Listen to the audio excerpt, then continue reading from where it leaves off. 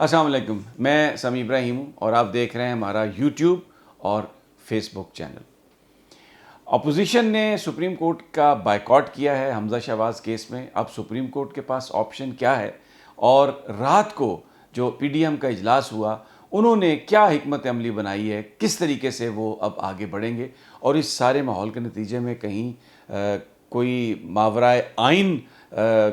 کسی چیز کے ہونے کا امکان تو نہیں ہے۔ پنڈی سے کیا خبریں آ رہی ہیں، آج میرا جو موضوع ہے وہ یہ ہوگا، اور اپنے اس ویلاگ میں آپ کو ساری سچویشن سے آگاہ کروں گا۔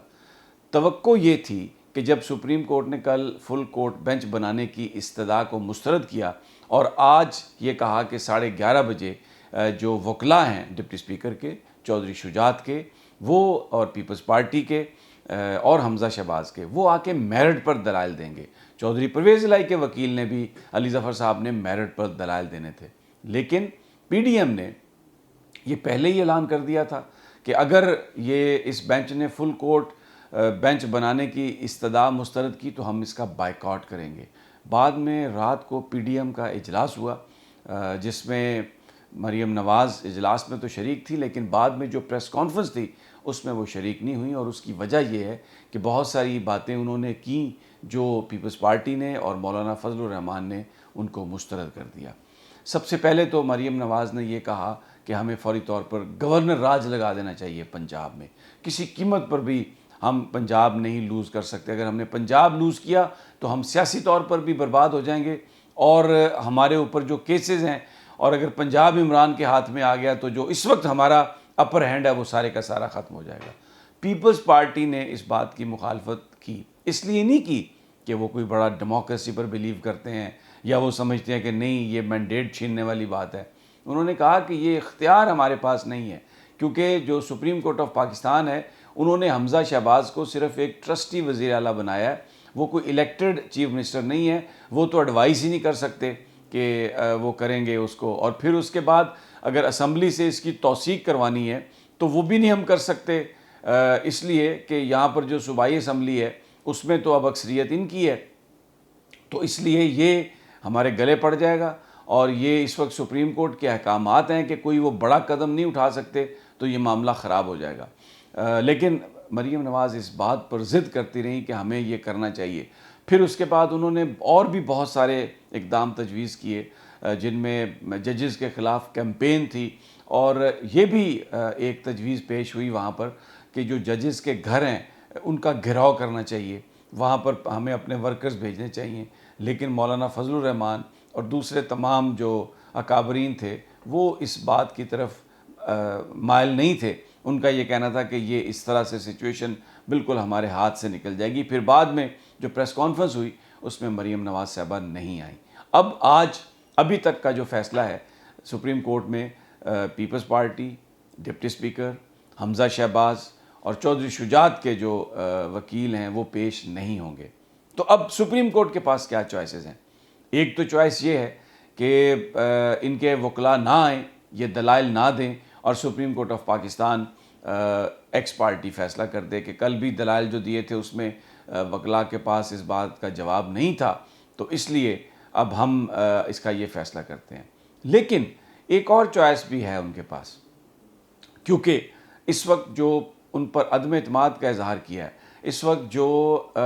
سپریم کورٹ آف پاکستان ہے اس کے خلاف جو کیمپین ہے وہ حکومتی اتحاد نے چلائی ہے، وہ حکومتی پارٹیوں نے چلائی ہے، تو اس پہ چیف جسٹس آف پاکستان جو اس بینچ کے سربراہ ہیں وہ اس پر کوئی بھی فیصلہ کر سکتے ہیں، اور وہ فیصلہ ایسا ہو سکتا ہے، ان کے پاس یہ اختیار ہے کہ وہ وزیر قانون کو طلب کر لیں، ان کے پاس اختیار ہے کہ وہ اس وقت وزیر اعلیٰ کو طلب کر لیں، ان کے پاس یہ بھی اختیار ہے کہ اگر یہ افراد، یہ اصحاب اگر اپنے طور پر والنٹیرلی نہ آئیں تو وہ ایڈمنسٹریشن کو حکم کریں، وہ پولیس کو حکم کریں کہ ان کو پکڑ کے لائیں۔ اگر پولیس بھی یہ نہیں کرتی تو ان کے پاس یہ بھی اختیار ہے کہ وہ رینجر سے کہیں یا وہ پاکستان کی فوج سے کہیں کہ ان افراد کو آپ عدالت میں پیش کریں اور ان سے سوال کیا جائے، ان سے پوچھا جائے۔ بڑا اس وقت ایک ایسی سچویشن ہے جس کو ہم یہ کہہ سکتے ہیں کہ بڑی ایک سنجیدہ صورتحال پیدا ہو گئی ہے، کیونکہ حکومت کی طرف سے سپریم کورٹ آف پاکستان کا جو بینچ ہے اس پر عدم اعتماد اس کی ماضی میں نظیر نہیں ملتی، کیونکہ جو کل باتیں ہوئیں، جو رات اجلاس میں باتیں ہوئیں، اس کے بعد جو پریس کانفرنس ہوئی، اس کے نتیجے میں اس وقت سپریم کورٹ آف پاکستان کے سامنے ایک تو حمزہ شہباز کا کیس ہے، اور دوسرا ایک جینوئنلی یہ بات سامنے آ گئی ہے کہ وہ لوگ جو ججز کو اس طرح سے تنقید کا نشانہ بناتے ہیں کہ ان کی ذات کو ڈسکس کرتے ہیں، اور اس وقت تو سوشل میڈیا پر جو ایک کیمپین چلائی گئی ہے چیف جسٹس کے بارے میں، جسٹس عمر عطا بندیال کے حوالے سے، جسٹس منیر بخت اختر کے حوالے سے، ان کی تصاویر لگا کر، ان کی فیملی کے حوالے سے باقاعدہ طور پر ٹرینڈنگ کی گئی ہے. تقریباً 550 سے زائد رپورٹڈلی ایسے اکاؤنٹ آئیڈینٹیفائی کیے گئے ہیں جنہوں نے ٹویٹس کیے ہیں چیف جسٹس صاحب کے بارے میں، جسٹس اعجاز الاحسن کے بارے میں، سپریم کورٹ کے بارے میں، اور یہ جو ٹویٹس ہیں ان کی تعداد 11,000 سے زیادہ بنتی ہے. اور یہ سارے وہ ٹویٹس ہیں، یہ سارے وہ اکاؤنٹ ہیں جو کسی نہ کسی طریقے سے مریم نواز صاحبہ سے اس طرح سے لنکڈ ہے کہ یا انہوں نے ان کو لائک کیا ہوا ہے یا ان کے وہ ری ٹویٹس کرتی ہیں. تو یہ بات یہ بھی سپریم کورٹ آرڈر کر سکتی ہے FIA کو کہ آپ ان کا جو سائبر کرائم ونگ ہے کہ وہ ٹریس آؤٹ کرے کہ یہ اکاؤنٹ کس کی ملکیت ہیں.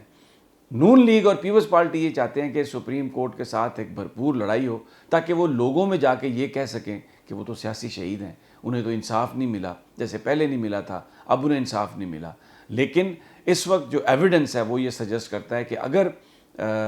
یہ انویسٹیگیشن کر لی گئی سپریم کورٹ آف پاکستان کے احکامات کے تحت تو بالکل ان افراد تک پہنچا جا سکتا ہے جنہوں نے سپریم کورٹ آف پاکستان کے خلاف کیمپین چلائی. اب یہ دیکھنا ہے کہ آج سپریم کورٹ آف پاکستان کیا کرتی ہے. لیکن اس ساری صورتحال کے پیش نظر رات کو ہی جس وقت فل کورٹ بینچ بنانے کی جو استدعا تھی وہ کورٹ نے مسترد کی، تو اس سے پہلے رینجرز کے جو دستے ہیں وہ سپریم کورٹ میں تعینات کر دیے گئے تھے. اس وقت سپریم کورٹ سخت کڑے پہرے میں ہے. کوئی بھی سڑک جو ہے سپریم کورٹ جانے والی اس کو خاردار تاریں لگا کے بند کر دیا گیا ہے. پولیس وہاں پر موجود ہے. صرف ایک راستہ ہے جو لوگ اسلام آباد کو سمجھتے ہیں، مارگلہ روڈ سے اگر آپ جاتے ہیں تو پھر